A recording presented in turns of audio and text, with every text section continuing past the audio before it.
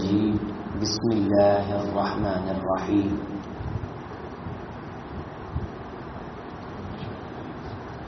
حضرت موسیٰ علیہ السلام نے فرعون کے دربار میں عظمت توحید پہ، اللہ کی شان پہ ایک شاندار خطاب فرمایا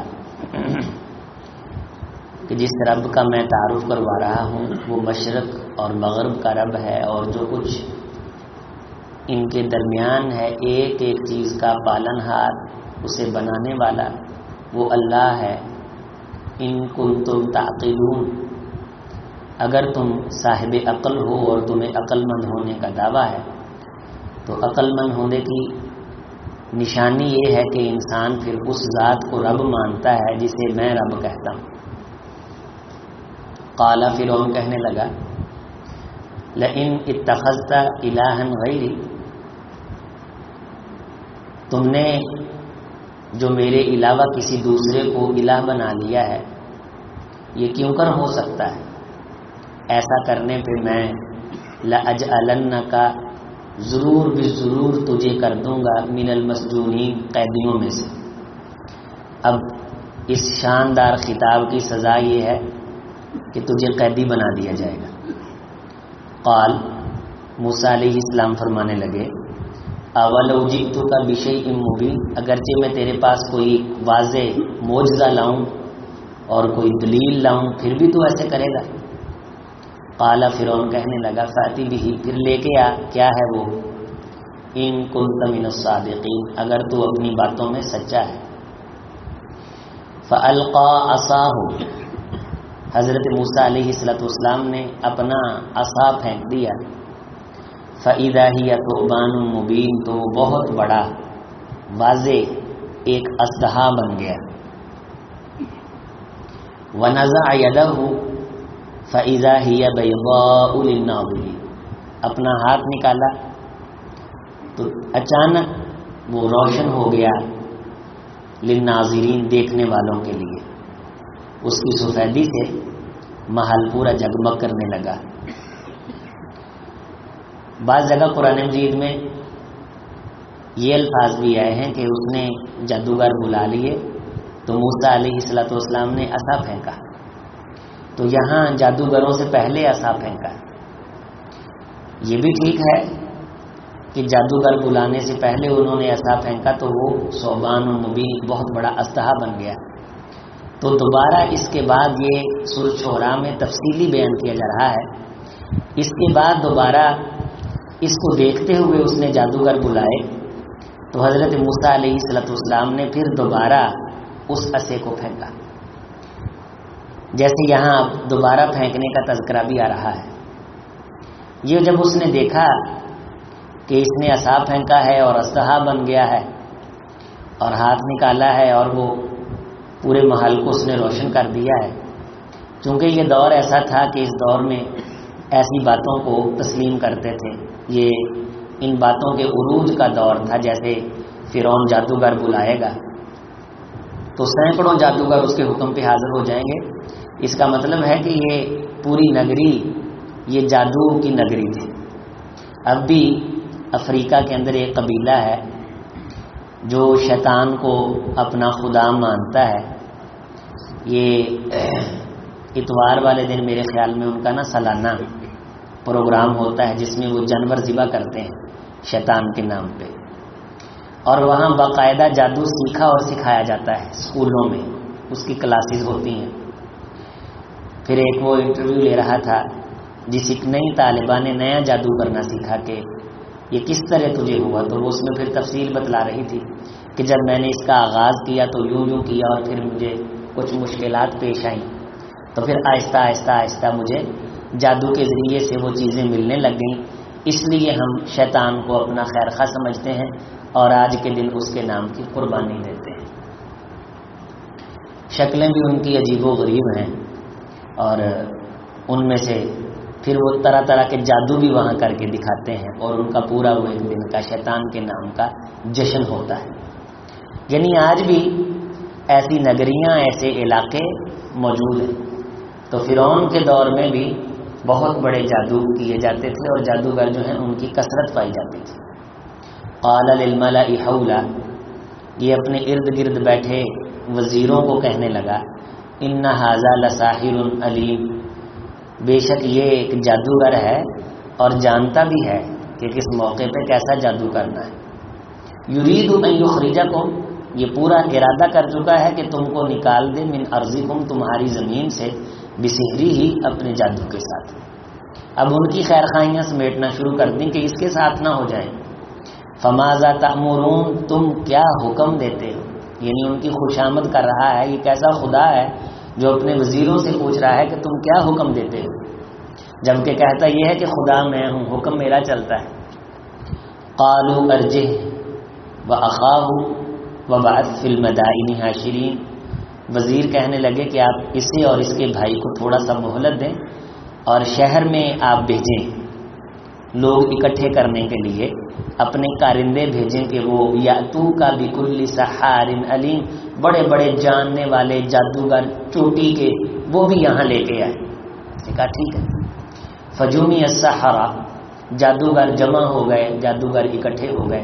لمیقات یوم معلوم، ایک مقررہ دن، ایک مقررہ جگہ پہ. میقات جگہ، یوم معلوم مقررہ دن. دن بھی طے تھا، جگہ بھی طے تھی. میلہ لگ گیا، فرعون کا تخت لگ گیا اور ساری دنیا آ گئی. وقیل للناس هل انتم مجتمعون، اور لوگوں کے درمیان اعلان کیے گئے کہ ہے کوئی یہاں جمع ہو کے جادو کے تماشے دیکھنے والا؟ ہو تم جمع ہونے والے؟ کیوں نہیں جمع ہوتے؟ آؤ لعلنا نتبع السحرۃ ان کانوا هم الغالبین، تاکہ آج ہم ان جادوگروں کا بڑا نام بنائیں اور ان کے نعرے لگائیں اور ان کا جھنڈا اٹھائیں اور ان کے پیچھے چلیں. اگر وہ آج غالب آ گئے تو آج کا دن تو جادوگروں کی شان کا دن ہوگا، ان کی عظمت کا دن ہوگا. یہ فرعون جو خود کو خدا کہتا ہے، اپنی جھوٹی خدائی کو ثابت کرنے کے لیے یہ جادوگروں سے مدد لے رہا ہے. یہاں یہ بات ثابت ہوتی ہے کہ جو جادو کی وجہ ہے نا، عموماً اس کے پیچھے اپنے سٹیٹس کو بچانا بھی مقصود ہوتا ہے کہ کسی کا بچہ آگے نہ بڑھ جائے، میرے خاندان پہ سبقت نہ لے جائے، میرے گھر پہ سبقت نہ لے جائے. اور یہ مرض خواتین میں زیادہ ہوتا ہے. اس پہ غور کریں کہ فرعون جادو کا سہارا کیوں لے رہا ہے کہ کسی کی میرے سامنے عزت نہ بن جائے. تو گویا پیچھے ایک حسد کار فرما ہے، اپنی بقا کا اور اپنی باطل عزت کو برقرار رکھنے کا ایک ارادہ کار. اس بنیاد پہ وہ جادوگروں کی خدمات لے رہا ہے. اور عموماً جادو کی وجہ یہی ہوتی ہے، یا تو حسد ہوتا ہے کسی سے کہ کسی کو برداشت نہیں کیا جاتا تو اس پہ جادو کر دیا جاتا ہے، اس کا نقصان کرنا مقصود ہوتا ہے. اور جو وہاں ہوتا ہے جس جگہ پہ کہ لوگ کہیں گے کہ یہ پیچھے رہ گیا ہے، یہ آگے بڑھ گیا ہے، اس کا بچہ زیادہ پڑ گیا ہے. ہمارے ایک عزیز تھے، بڑا ذہین تھا لڑکا، وہ ہمارے ماموں کا فوت ہو گیا، اللہ اس کی مغفرت فرمائے. ہم نے اسے مڈل کا میتھ پڑھا، ریاضی. مجھے ریاضی میں اتنی سمجھ نہیں آتی تھی، تو وہ جب سمجھاتے تھے تو آسانی کے ساتھ سمجھ آ جاتی تھی، تو گھر میں پڑھانے کے لیے آ جاتا تھا. بہت ذہین تھا. ایسا کسی نے جادو کیا کہ بیچارہ وہ سوکھنا شروع ہو گیا. سنگین ترین تکلیف اس نے گزاری، سانسوں کا پھر پرابلم اور پھر اس طرح گلے کی گردن کا، کرتے کرتے کرتے ایسے خشک پتے کی طرح ہو کے پھر وہ مر گیا. تو یہاں قاری غلام فرید صاحب ہوتے تھے جامعہ سلفیہ کے ساتھ، وہ بھی فوت ہو گئے، اللہ ان کی بھی مغفرت فرمائے. اہل حدیث آدمی تھا، تو بڑی پکی توحید والا بندہ تھا. تو انہوں نے ہمارے ساتھ رابطہ کیا تو وہ قاری صاحب کو لے گئے وہاں. انہوں نے بتلایا کہ اس پہ بہت سنگین جادو ہوا ہے، تو تم یہ جہاں بیٹھتا تھا نا وہاں کچھ تلاشی لو.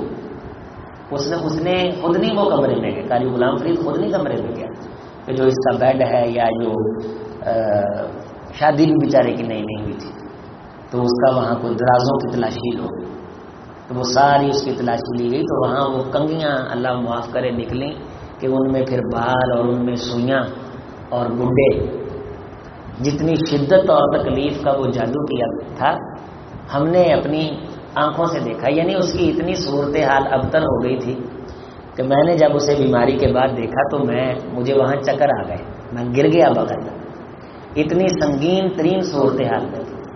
اب اس کے پیچھے کیا تھا کہ وہ رشتے میں ہماری جو والدہ ہیں ان کے وہ چچے کے بیٹے کا بیٹا تھا، یعنی بھائی لگا، ان کی جو والدہ ہے وہ بھی اس طرح رشتہ دار ہے، تو ان کے خاندان میں کوئی پڑھا لکھا نہیں تھا، یہ نوجوان بہت آگے ہے، اس نے FSC کی، BSc کی، پھر اس کے بعد اس کی جاب بھی ہو گئی، ابتدائی ایام میں ہی اچھی جاب ہو گئی، اچھا گریڈ مل گیا۔ تو اس طرح سنگین اور شدید ترین جادو، اس کی میں ایک مثال آپ کے سامنے رکھ رہا ہوں۔ تو پیچھے اصل میں کیا تھا وہ پھر پتہ بھی چل گیا بعد میں کہ کن بدعماشوں نے یہ کیا ہے۔ اس لیے حضرت عباس رضی اللہ تعالیٰ عنہ سے جو رائے ہے امام شافعی رحمہ اللہ کی کہ اگر کسی جادو کے ذریعے سے بندہ مر جائے تو جادوگر کو جینے کی بالکل مہلت نہیں دی جائے گی، اسے فوراً قتل کیا جائے گا، فوراً اسے مارا جائے گا۔ تو اس کے پیچھے بھی دل میں اصل میں کیا ہے کہ یہ تو سام بھی اس نے دکھا دیا، ہاتھ بھی، یہ میرا اقتدار اور اس کو عزت مل جائے گی، لہٰذا اب کس سے مدد لینی ہے؟ جادوگروں سے۔ تو جادو کے مقابلے میں، فرعون کے مقابلے میں موسیٰ علیہ السلام نے کس سے مدد لی؟ جادو کے بدلے جادو کروایا، نعوذ باللہ۔ کس سے مدد لی؟ اللہ سے۔ اب یہ اصل درس ہے ہم کے لیے، ہمارے لیے، کہ یہ جادو تو لوگوں نے کرنے سے باز نہیں آنا۔ یہاں فیصل آباد کے قریبی ایک گاؤں ہے، اس کا نام میرے ذہن میں نہیں، پورا پنڈ جادو کرتا ہے، بڑے ذمہ دار ایک عالم دین یہاں تشریف لائے۔ تو میرا ایک درس تھا، ہم نے اس گاؤں سے گزر کے جانا، یہاں قریبی ہے، اس گاؤں سے گزرنے کا، اس گاؤں کا ہر گھر کا ہر فرد جادو کے اندر ملوث ہے اور پورے گاؤں کو پتہ ہے۔ شیطان کو راضی کرنے کے لیے، ایک دوسرے کو نیچا دکھانے کے لیے، حسد اور بغض کرتے ہوئے اتنے سنگین ترین جادو لوگ کرتے ہیں کہ اللہ کی ذات معاف فرمائے گھروں کے گھر وبال میں آ جاتے ہیں۔ یہ بعض دفعہ ہم کہتے ہیں کہ کام کے اندر رکاوٹ ہے، اس طرح کے معاملات ہو جاتے ہیں جادو کے ذریعے سے، پریشانی آتی ہے نظر بد کے ذریعے سے۔ جادو کا تماشا لگ گیا، فلما جاء السحرۃ قالوا لفرعون، غور کریں قرآن کے فیصلے پہ اور آیات پہ کہ جب جادوگر آئے تو فرعون کو کہنے لگے اَإِنَّ لَنَا لَأَجْرًا، کیا ہمارے پاس کوئی اجرت کا سامان بھی آئے گا، پیسے بھی ملیں گے؟ ان كُنَّا نَحْنُ الْغَالِبِينَ، اگر ہم غالب آ گئے تو جادوگر کو جتنا پیسہ دیا جائے یہ اتنا زیادہ پاور والا جادو کرتا ہے، اتنی زیادہ طاقت والا جادو کرتا ہے۔ یہ دنیاوی مقصد کی بنیاد پہ، دنیاوی محصولات کی بنیاد پہ یہ جتنا کہتے ہیں گوڑ اتنا میٹھا، جتنا پیسہ دے لو اتنا سنگین جادو کروا لو، کیونکہ ان کو بھی مشقت کرنی پڑتی ہے۔ قال نعم، فرعون نے کہا ہاں وَإِنَّكُمْ إِذًا لَّمِنَ الْمُقَرَّبِينَ، تو یہ غالب آ گئے تو میرے قریب ہمیشہ تمہیں وزارتاں دے دیں گے۔ قال لهم موسیٰ القوا ما انتم ملقون، موسیٰ علیہ السلام نے کہا پھینکو، نکالو جو تم نے سانپ نکالنا ہے۔ فَأَلْقَوْا حِبَالَهُمْ، انہوں نے اپنی رسیاں پھینکی، وَعِصِيَّهُمْ، چھڑیاں پھینکی، وَقَالُوا بِعِزَّةِ فِرْعَوْنَ، اور سارے جادوگر کہنے لگے فرعون کی عزت کی قسم، اِنَّا لَنَحْنُ الْغَالِبُونَ، بے شک آج ہم ہی غالب آئیں گے۔ فَأَلْقَى مُوسَىٰ عَصَاهُ، موسیٰ علیہ السلام نے بھی اپنا عصا پھینکا، فَإِذَا هِيَ تَلْقَفُ مَا يَأْفِكُونَ، تو جو ہی وہ عصا گرا تو وہ طلب کرنے لگا، نگلنے لگا، ما یافکون، جو جھوٹ کا پلندہ انہوں نے گڑا تھا نا، وہ ملما سازی، اصل میں جادو آنکھوں پہ ہوا تھا، وہ رسیاں ہی تھیں، تو وہ جلدی جلدی نگلنے لگا۔ جو ہی جادوگروں نے دیکھا کہ اتنا سنگین شدید ترین ہمارا جادو ہے اور اس نے ملیا میٹ کر دیا، فَأُلْقِيَ السَّحَرَةُ، تمام جادوگر گرا دیے گئے ساجدین، سجدے میں، قالوا آمنا برب العالمین، کہنے لگے کہ ہم رب العالمین کی ذات پہ ایمان لے آئے، ربی موسیٰ و ہارون، وہ رب العالمین جو موسیٰ کا رب ہے اور ہارون کا رب ہے۔ فرعون کا وہ خیال بھی غلط کر دیا کہ کتے وہ سمجھے مینوں نہ رب العالمین کہہ رہے ہوں۔ پھر کہنے لگا کہ میں تمہیں پھانسی لگاؤں گا، سولی چڑھاؤں گا، تمہارے ہاتھ کاٹ دوں گا۔ قال آمنتم لہ قبل ان آذن لکم، تم ایمان لے آئے ہو کہ میں نے تو تم کو اجازت ہی نہیں دی، میری اجازت سے پہلے ہی تم ایمان لے آئے ہو۔ انہ لکبیرکم الذی، ہاں ہن مینوں پتہ لگ گیا یہ تہاڈے نال دا ہے، تسی لڑے ہو، یہ تہاڈا وڈا ہے۔ اب اس کی بے چینی دیکھیں، بھونڈے الزام دے کے. لَكَبِيرُكُمُ الَّذِي ہے جادوگروں یہ تمہارا بڑا ہے یہ موسیٰ تم اس کے ساتھ میں ملے ہوئے ہو. عَلَّمَكُمُ السِّحْرَ اس نے تم کو جادو کی تعلیم دی تھی اور تمہیں سکھایا تھا کہ فرعون کے دربار میں تم جا کے ہار جانا میں جیت جاؤں گا اس طرح فرعون پہ ہم غالب آ جائیں. فَلَسَوْفَ تَعْلَمُونَ عَنْ قریب میں تمہارا علاج کرتا ہوں. لَأُقَطِّعَنَّ أَيْدِيَكُمْ میں تمہارے ہاتھ کاٹ دوں گا وَأَرْجُلَكُمْ اور پاؤں کاٹ دوں گا من خلاف خلاف سمت سے. والا خلاف کا مطلب یہ ہوتا ہے کہ پہلوں سجا ہاتھ کٹنا پھر کھبا پیر کٹنا پھر کھبا ہاتھ کٹنا تے سجا پیر کٹنا انہوں کہتے خلاف سمت. میں تمہارے خلاف سمت سے ہاتھ پاؤں کاٹ دوں گا اور ایک پاؤں اور ایک ہاتھ کاٹ کے وَلَأُصَلِّبَنَّكُمْ أَجْمَعِينَ میں تم سب کو سولی چڑھا دوں گا. قَالُوا لَا ضَيْرَ سارے جادوگر کہنے لگے کسی قسم کی کوئی پرواہ نہیں. اِنَّا إِلَىٰ رَبِّنَا مُنْقَلِبُونَ بے شک ہم سارے اپنے رب کی طرف ہی پلٹنے والے ہیں. آج تو نہ مارے گا تو کل خود مر جائیں گے موت تو آنی. اِنَّا نَطْمَعُ أَن يَغْفِرَ لَنَا رَبُّنَا خَطَايَانَا ہمارے دل میں تو اب ایک ہی لالچ ہے ایک ہی طمع ہے کہ ہمارا اللہ ہمیں معاف کر دے. ہمیں تیرا پیسہ ویسا نہیں چاہیے.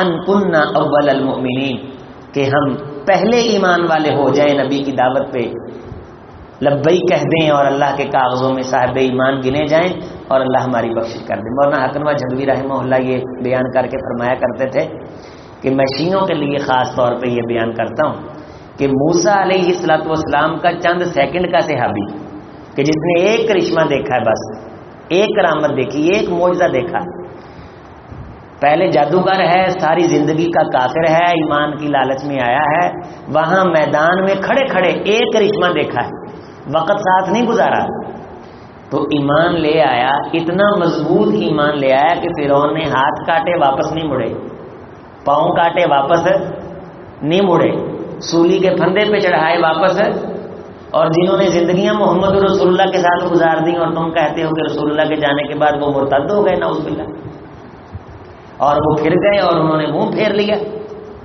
موسیٰ علیہ السلام کا چند لمحوں کا صحابی اتنی استقامت اختیار کرتا ہے تو کیا رسول اللہ صلی اللہ علیہ وسلم کے وہ صحابہ جنہوں نے ساتھ زندگیاں گزاری اپنی مال اولاد جائیداد اور نسلیں قربان کی ان پہ تم یہ الزام تراشی کرتے ہو اور بکواس کرتے ہو نعوذ باللہ کہ رسول اللہ صلی اللہ علیہ وسلم کا عقیدہ یہ کہ جب آپ دنیا سے چلے گئے تو 3 صحابہ کے علاوہ سارے پھر گئے تھے نعوذ باللہ سب نعوذ باللہ دین چھوڑ گئے تھے سب نعوذ باللہ مرتد ہو گئے تھے. تو جب انسان کو توحید کی سمجھ آ جاتی ہے اللہ کی ذات پہ ایمان آ جاتا ہے اسے درمیان میں اللہ اور درمیان میں جنت اور درمیان میں رکاوٹ موت نظر آتی ہے پھر وہ کہتا ہے کہ یہ رکاوٹ دور ہو اور میں اللہ کی جنتوں کا مہمان بنوں. اللہ آزمائشوں سے محفوظ رکھے. یہ ہے آزمائش جو ان کی ہوئی کہ سامنے ہاتھ پاؤں کاٹے گئے پھر سلیب پہ چڑھائے گئے لیکن ڈٹ گئے استقامت اختیار کی انہوں نے ایمان کی اتنی مضبوطی کہ آج تک قرآن میں ان کے ایمان کی مضبوطی کا تذکرہ ہے. بیماروں کے لیے دعا کیجیے.